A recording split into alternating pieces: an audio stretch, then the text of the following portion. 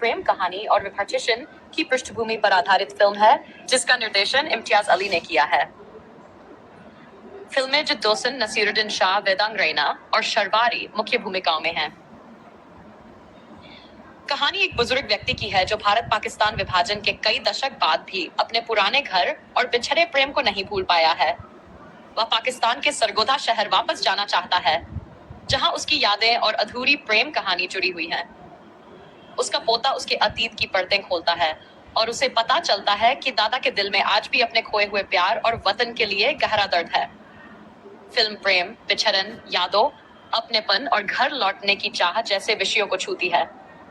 ये दिखाती है कि समय और सीमाएं बदल सकती है, लेकिन सच्चा प्यार और यादें कभी पूरी तरह खत्म नहीं होती। मुख्य संदेश: घर सिर्फ एक जगह नहीं होता, बल्कि उन लोगों और यादों का नाम है जिनसे हमारा दिल जुड़ा होता है। एक भावनात्मक पीरियड रोमांस ड्रामा है जिसे इम्तियाज अली ने निर्देशित किया है। फिल्म 90s के भारत विभाजन की पृष्ठभूमि पर आधारित है और प्यार, बिछड़न, यादों तथा अपने वतन की तलाश की कहानी दिखाती है। मुख्य किरदार: दिलजीत दोसांझ निर्वैर, नसीरुद्दीन शाह, बुजुर्ग ईशर सिन्हा, शर्वारी, अफसाना, वेदांग रैना। युवा ईशर सिंह कहानी का सार: 95 वर्षीय ईशर सिंह अपने परिवार से एक आखिरी इच्छा व्यक्त करते हैं। वे पाकिस्तान के सरगोधा शहर वापस जाना चाहते हैं, जहां उनका बचपन, घर और अधूरा प्यार छूट गया था। उनके अतीत की कहानी धीरे धीरे सामने आती है और पता चलता है कि विभाजन ने उनकी जिंदगी हमेशा के लिए बदल दी थी। फिल्म की खास बातें: विभाजन को राजनीति से ज्यादा इंसानी भावनाओं के नजरिए से दिखाया गया है। AR रहमान का संगीत फिल्म की भावनाओं को और गहरा बनाता है। कई समीक्षकों ने नसीरुद्दीन शाह के अभिनय को फिल्म की सबसे बड़ी ताकत बताया है। दर्शकों की प्रतिक्रिया: कई दर्शकों का कहना है कि फिल्म का दूसरा भाग और अंत बहुत भावुक है तथा लोगों को रुला देता है। कुछ लोगों को फिल्म की शुरुआत थोड़ी धीमी लगी, लेकिन अंत ने गहरा प्रभाव छोड़ा। क्या यह फिल्म देखने लायक है? अगर आपको तमाशा, रॉकस्टार या विभाजन और भावनात्मक प्रेम कहानियां पसंद है, तो यह फिल्म आपको पसंद आ सकती है। ये एक तेज रफ्तार मसाला फिल्म नहीं, बल्कि यादों और भावनाओं पर आधारित धीमी लेकिन असरदार कहानी है। मेन वापस आऊंगा की कहानी 2 समय कालों में चलती है। 1947 में युवा ईशर केनू और जिया, बाद में अफसाना, एक दूसरे से प्यार करते हैं। दोनों का सपना साथ रहने का होता है, लेकिन भारत पाकिस्तान विभाजन उनकी जिंदगी बदल देता है। दंगों और अफरा तफरी में वे बिछड़ जाते हैं। जाते समय केनू जिया से वादा करता है, मैं वापस आऊंगा। सालों बाद बूढ़े ईशर सिन्ही, नसीरुद्दीन शाह अपनी जिंदगी के आखिरी दिनों में भी उसी वादे और उसी प्यार को नहीं भूल पाते। उनका पोता निर्वैर, दिलजीत दोसांझ, उनकी अधूरी कहानी जानता है और उनके लिए सच्चाई खोजने निकल पड़ता है। फिर अंत में निर्वैर पाकिस्तान के सरगोधा पहुंचता है और जिया अफसाना को खोजने की कोशिश करता है। काफी तलाश के बाद उसे एक बेहद दुखद सच्चाई पता चलती है। अफसाना की 1 साल पहले मृत्यु हो चुकी होती है। उसने अपनी पूरी जिंदगी ईशर के लौटने का इंतजार किया था। जब निर्वैर यह खबर ईशर को बताता है, तो ईशर को आखिरकार यह पता चल जाता है कि उनका प्यार उन्हें कभी नहीं भूला था। उन्हें भावनात्मक रूप से एक तरह का क्लोजर मिल जाता है। फिल्म का अंत बहुत मार्मिक है, क्योंकि दोनों प्रेमी जीवन में दोबारा मिल नहीं पाते, लेकिन उनका प्यार आखिरी सांस तक जिंदा रहता है। फिल्म का मुख्य संदेश: सच्चा प्यार समय और सीमाओं से बड़ा हो सकता है।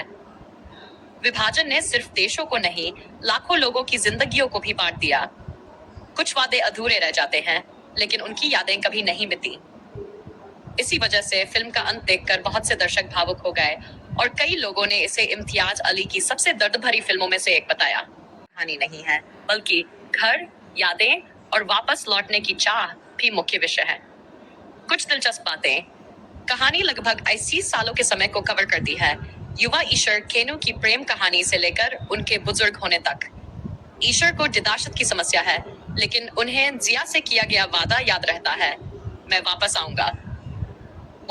दिलजीत दोसांझ का किरदार निर्वैर अपने दादा की अधूरी कहानी पूरी करने की कोशिश करता है और पाकिस्तान जाकर उनके अतीत की खोज करता है। फिल्म का सबसे भावुक हिस्सा जब निर्वैर को पता चलता है कि अफसाना जिया अब इस दुनिया में नहीं है।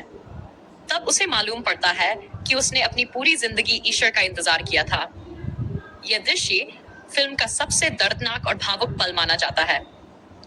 फिल्म का असली मतलब, फिल्म ये सवाल पूछती है, ओपन कोट, क्या घर एक जगह है या वह इंसान है जिससे हम प्यार करते हैं? Close coat. इम्तियाज अली ने इस कहानी में दिखाया है कि कुछ लोग हमारे जीवन से दूर चले जाते हैं, लेकिन हमारे दिल से कभी नहीं जाते। दर्शकों को क्या पसंद आया? नसीरुद्दीन शाह की एक्टिंग, विभाजन के दौर का भावनात्मक चित्रण, दिलजीत दोसांझ का शांत और संवेदनशील किरदार, ए.आर. रहमान का संगीत, कई दर्शकों ने इसे रोने पर मजबूर कर देने वाली और दिल में बस जाने वाली फिल्म बताया है। निर्वैर पाकिस्तान पहुंचता है तो वह अपने दादा ईशर सिन्हा को वीडियो कॉल पर साथ रखकर जिया अफसाना को ढूंढता है। रास्ते भर ईशर अपनी पुरानी यादों के सहारे उसे सही जगहों तक पहुंचाते हैं। आखिरकार उन्हें पता चलता है कि अफसाना 1 साल पहले ही दुनिया छोड़ चुकी है, लेकिन उसने आखिरी समय तक ईशर का इंतजार किया था। सबसे मार्मिक पल तब आता है जब ईशर अफसाना की तस्वीर देखते हैं। अपनी धुंधली यादों में उन्हें वही जवान जिया दिखाई देती है जिससे उन्होंने दशकों पहले कहा था, मैं वापस आऊंगा।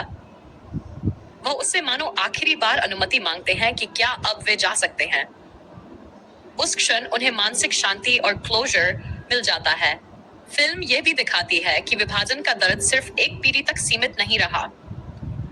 निर्वैर को अपने परिवार के अतीत और महिलाओं पर हुए अत्याचारों के बारे में सच्चाई पता चलती है, जिससे वह समझता है कि उसके परिवार के घाव कितने गहरे हैं।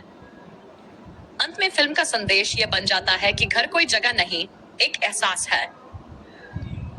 प्यार और यादें सीमाओं से बड़ी हो सकती हैं, भले ही लोग दोबारा कभी न मिल पाए। दर्शकों की प्रतिक्रियाओं में भी बार बार यह बात आई कि फिल्म का दूसरा भाग और खासकर अंतिम दृश्य लोगों को रुला देता है। कई लोगों ने इसे इम्तियाज अली की सबसे भावुक फिल्मों में से एक बताया।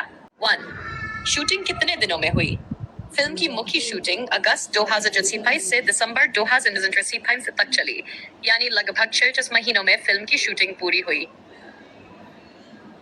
2. लोकेशन कहाँ थी? फिल्म की शूटिंग का बड़ा हिस्सा पंजाब में किया गया।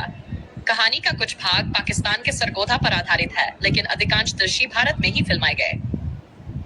3. सच्ची घटनाओं से प्रेरित फिल्म पूरी तरह सच्ची कहानी नहीं है, लेकिन ये 1947 के विभाजन के दौरान लोगों के अनुभवों और यादों से प्रेरित है। 4. ए.आर. रहमान का संगीत, फिल्म का संगीत ए.आर. रहमान ने दिया है और गीत इरशाद कमील ने लिखे हैं। 5. इम्तियाज अली की खास सोच, निर्देशक इम्तियाज अली ने कहा कि फिल्म तथ्यों से ज्यादा यादों की दुनिया दिखाती है, यानी लोगों को अतीत जैसा याद रहता है वैसा दिखाया गया है। सेस, फिल्म की लंबाई, फिल्म लगभग 2 घंटे 7 मिनट लंबी है। 7. रिलीज डेट बदली गई थी। पहले फिल्म को बैसाखी 2016 के आसपास रिलीज करने की योजना थी। बाद में इसे 5 जून 2016 को रिलीज किया गया।